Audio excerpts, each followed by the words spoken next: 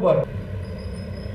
जम्मू में आज कांग्रेस हेडक्वार्टर्स में एक भव्य प्रोग्राम का आयोजन किया गया है। कांग्रेस हेडक्वार्टर्स में आज किसान संघ के चेयरमैन को जहां एक तरफ फैसिलिटेट किया गया, माफ़ कीजिएगा, जहां एक तरफ फैसिलिटेट किया गया, वहीं दूसरी तरफ कई नए चेहरे आज कांग्रेस में इनकॉर्पोरेट हुए और पहली पार्टी को छोड़कर यहां दाखिल हुए हैं। डीपीएपी के कुछ चेहरे जो है वो आज डीपीएपी छोड़कर यहां पर कांग्रेस में जो है वो शामिल होंगे और उसके अलावा यहां पर जम्मू कश्मीर के अध्यक्ष तारिक हमीद कर्रा मीडिया से भी जो है वो बातचीत करेंगे और यहाँ पर जो है वो किसानों के कुछ मुद्दों को भी आज उभारेंगे। यहाँ कांग्रेस हेडक्वार्टर्स शहीदी चौक में ये प्रोग्राम हो रहा है, जिसमें कांग्रेस अध्यक्ष के साथ साथ और भी बड़े चेहरे यहाँ पर पहुँचे हुए हैं। जिस तरह से किसानों ने अपनी समस्याएं सुनाई है, किस तरह से कांग्रेस को ठीक करने की कोशिश करेगी? देखिए, ये किसानों की प्रॉब्लम्स जो है वो 2014 के बाद में कंपाउंड होती जा रही है। 2014 से पहले किसानों ने कभी सड़कों पे उतर के एक साल की स्ट्राइक नहीं की।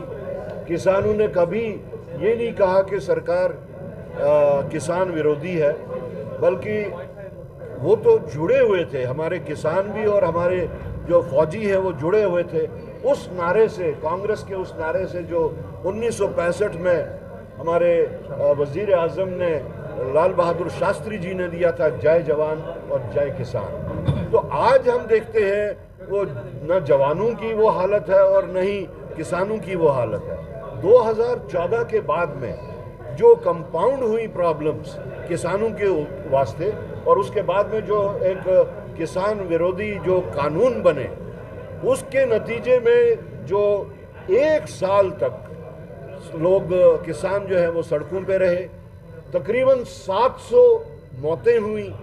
तो इन सब चीज़ों को लेते हुए आज किसान ये समझ रहा है कि अगर हम कभी किसी तरीके से बीजेपी के साथ जुड़े थे वो उनकी गलती थी। और आहिस्ता आहिस्ता तमाम किसान जो हैं, पूरी किसान कम्युनिटी, अगर आप देखें पूरे मुल्क में, मैं जम्मू कश्मीर की बात करूंगा, जम्मू कश्मीर में जिस तरीके से किसान हमसे जुड़ रहे हैं वो आपके सामने है। और हमारी उम्मीद है कि ये किसान जो ठानते हैं वो करके दिखाते हैं। तो यहाँ जम्मू कश्मीर में वो अपना इंडियन नेशनल कांग्रेस के वास्ते एक अच्छी स्पेस को क्रिएट कर सकेंगे।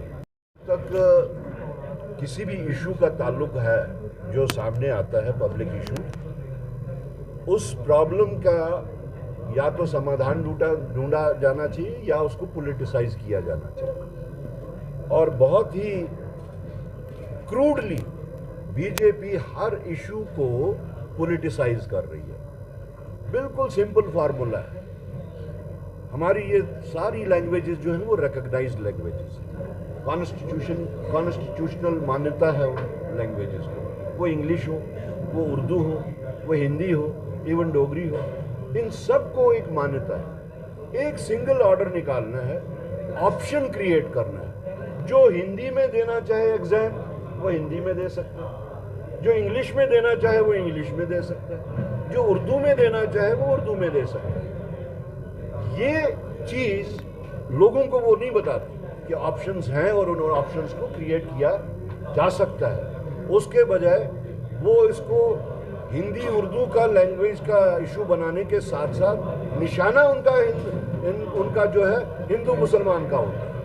तो this is a step to go further for creating a vicious atmosphere in the name of Hindi and Urdu, उसके बियॉन्ड कुछ नहीं। सर, आपने कहा बीजेपी को लोग अब पहचानने लगे, लेकिन जम्मू कश्मीर सरकार की बात करें तो 11 के करीब एमएलए कह रहे हैं कि एनसी का जो है वो दामन छोड़ रहा है। आप हिस्सा है सरकार का?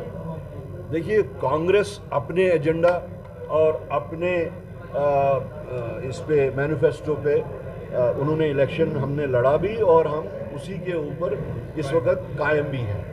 किसी भी पॉलिटिकल पार्टी के जो इंटरनल मैटर्स हैं वो उनके अपने इंटरनल मैटर्स हैं। उससे कांग्रेस की जो फिलॉसफी है, कांग्रेस का जो पर्पस है, कांग्रेस की जो एक एजेंडा है, उस पर कोई फर्क नहीं पड़ता।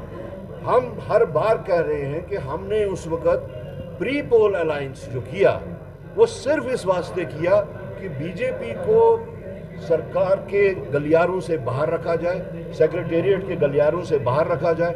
हम उसमें कामयाब हो गए, हम उस चीज़ के वास्ते बिल्कुल जो है वो कन्विंस्ड है और सेटिस्फाइड।